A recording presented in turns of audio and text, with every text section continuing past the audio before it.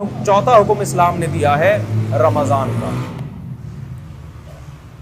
چوتھا حکم کیا دیا ہے؟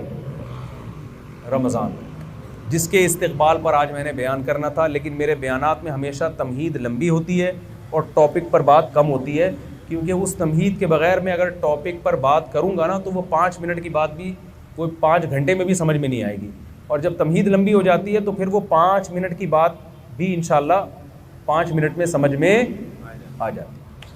تو انہی میں سے اللہ میاں نے ایک حکم یہ بھی دیا ہے کہ میرے جو مجھے مانتے ہیں اور یہ مانتے ہیں کہ اس کائنات کو میں چلا رہا ہوں، اس کائنات کا بنانے والا میں ہوں، تو یہ خالی پیلی کے دعوے میں قبول نہیں کروں گا، کچھ کر کے دکھانا پڑے گا جس سے پتہ چلے گا کہ واقعی تم مجھے مانتے ہو. آپ جب کسی سے محبت کا دعویٰ کریں تو فری پھوکٹ کے دعوے آج کل چلتے ہیں. آپ بیگم سے کہیں مجھے تم سے بہت زیادہ محبت ہے، بہت زیادہ بیگم، میں بس مفتی طارق مسعود کے اتنی دفعہ بیان سن چکا ہوں پھر بھی مجھے کبھی دوسری شادی کا خیال نہیں آیا کیونکہ مجھے تم سے بہت زیادہ محبت ہے. بار بار آپ یہ دعویٰ کرو، وہ کہے چلے جی آپ مجھے آج پیزا کھلا دیں، چلیں آج باہر ہوٹل پہ چلتے ہیں، آپ کہیں پیسے نہیں ہیں، یہ ٹینشن، ابھی ٹائم نہیں ہے میرے پاس. روزانہ یہ دعوے کرتے ہو، لیکن اس دعوے کو ثابت کرنے کے لیے روکڑا آپ کی جیب سے کبھی بھی نہیں نکلتا. تو ایک دن غصے میں آ جائے گی نا کہ کچھ اور بول دیا کرو، یہ محبت کے دعوے یہی ہوگا نا، یہ دعوے شاوے نہ کیا کرو. تو غیر مسلم بھی خدا کو مانتے ہیں، بہت سارے لوگ خدا ہے، بنایا ہے، تو کیا کرے، بنایا ہے تو کہتے ہیں کچھ نہیں کرو، کرنا وہی ہے جو آپ کی سمجھ میں آ رہا ہے. تو اللہ کہتے ہیں ایسے ماننے کو میں مانتا نہیں. لہذا اللہ نے 5 ٹائم نماز رکھ دی ہے، وہ آپ کو پڑھنی پڑے گی. اللہ میاں نے زکوٰۃ رکھ دی سال میں 1 دفعہ. اللہ میاں نے رمضان کے بولو روزے رکھ دی کہ یہ ثبوت دینے کے لیے نا کہ ہم خدا کو مانتے ہیں. آپ کو 1 مہینہ صبح صادق سے لے کے غروب آفتاب تک بھوکا پیاسا رہنا پڑے گا. اس میں یہ چھوٹ رکھ دی کہ بیمار اور مسافر اس سے کیا ہیں، مستثنی. یہ بھی نیچرل ہے، ورنہ بیماروں کے لیے کتنا بڑا عذاب بن جاتا ہے رمضان کا روزہ، کتنی بڑی ٹینشن بن جاتی ہے. تو وہ دو کو کیا کر دیا، کہ خارج کر دیا، آسان رکھا اس میں. لیکن خوب سمجھ لیں اللہ کے احکام آسان تو ہوتے ہیں لیکن اس میں لچک نہیں ہوتی. مثال کے طور پر وضو کے لیے پانی نہیں ہے تو تیمم کرنا پڑے گا آپ کو. ایسا نہیں ہو سکتا کہ آپ کہیں کہ یار چلو وضو کے لیے پانی جب ہے ہی نہیں تو تیمم میں 2 دفعہ ہاتھ ہی مٹی میں مارنا ہے، چھوڑو ایسے ہی نماز پڑھ لو. آپ کچھ بھی کریں گے ایسے نماز آپ کی قبول نہیں ہوگی. اور یہ بھی نہیں ہو سکتا کہ یار چلو چھوڑ دو، آج چھوڑنے کا آپشن بھی نہیں. یعنی یہ تو کر دیا سفر میں 2 رکعتیں پڑھ لیں آپ، لیکن چھوڑنے کا آپشن نہیں رکھا. چھوڑنے کے تو یہ میدان جنگ میں لڑ بھی رہے ہو تو نماز کے ٹائم پہ آپ کو نماز پڑھنی پڑے گی. طریقہ بدل دیا کہ گھوڑے پہ سوار ہو تو وہی سواری پہ پڑھ لو. اس سے پتہ چلتا ہے کہ اسلام کے احکام میں آسانی ہے جتنی اللہ نے ڈال دی، اس کے بعد نو کا آپشن آپ کے پاس نہیں رہتا. ہمارے ہاں بہت سے لوگ رمضان میں یہ کرتے ہیں کہ جی چونکہ اللہ نے مسافروں کو چھوٹ دے دی ہے، بیماروں کو چھوٹ دے دی ہے، اس سے خود یہ نتیجہ نکالنے لگتے ہیں اس کا مطلب اللہ بڑا غفور رحیم ہے، کوئی ٹینشن ہو تو چھوڑ سکتے ہیں آپ. نا نا نا نا نا نا، سفر اور بیماری کے علاوہ اب چھوڑنے کا آپشن آپ کے پاس نہیں. شدید ترین گرمی ہے، نہیں چھوڑ سکتے.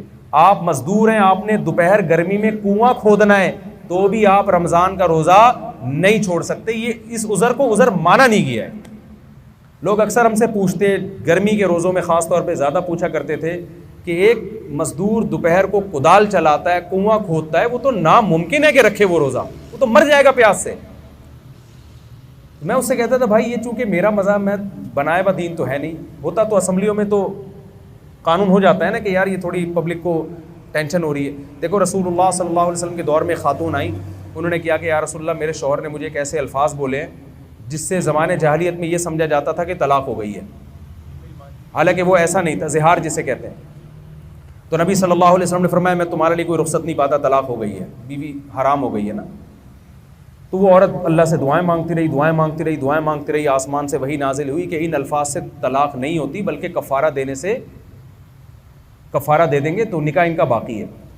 اس سے ہمیں کیا پتہ چلتا ہے کہ رسول اللہ صلی اللہ علیہ وسلم نے اس خاتون کو یہ نہیں کہا میں مشورہ کر کے قانون چینج کر دیتا ہوں، تمہاری ٹینشن مجھ سے دیکھی نہیں جا رہی تو میں صحابہ کو بلاتا ہوں ایسا کرتے ہیں ہم کچھ اس پہ غور و فکر کر کے سوسائٹی کے حساب سے اس کو ذرا طلاق کے حکام میں کچھ چینجنگ لے آتے ہیں. نا نا نا نا, اللہ میاں نہیں چینج کر دیا تو ہو گیا, خود سے نہیں ہوتا. تو خوب سمجھ لیں مفتی کا کام لوگوں کو اللہ کا قانون بتانا ہے, سوسائٹی کے حساب سے چینج کر کے اس کو ایسا بنا دینا کہ اس میں سوسائٹی اس کو قبول کر لے. یہ مولانا صاحب کے بولے نا, یہ نہیں بس میں نہیں.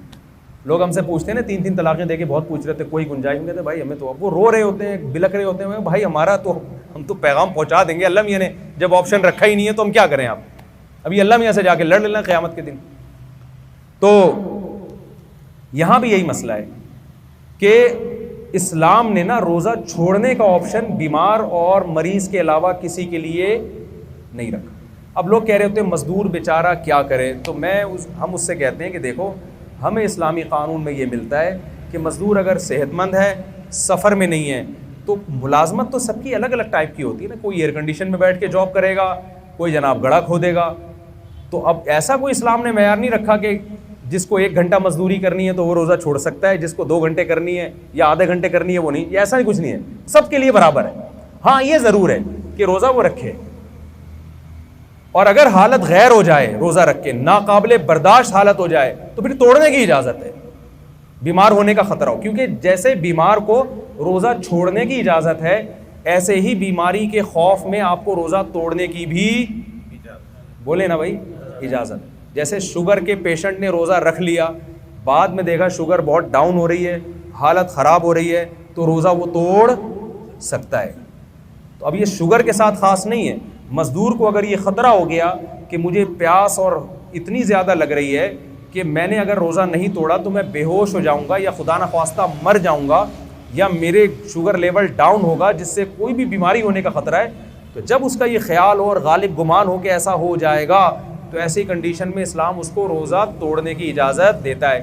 تو علماء کہتے ہیں جو کوئلے کی کان میں کام کرتے ہیں نا, روزانہ روزہ رکھیں گے اور روزانہ حالت غیر ہونے پر روزہ توڑیں گے, کیونکہ چھوڑنے کی دلیل نہیں ہے, توڑنے کی ہے.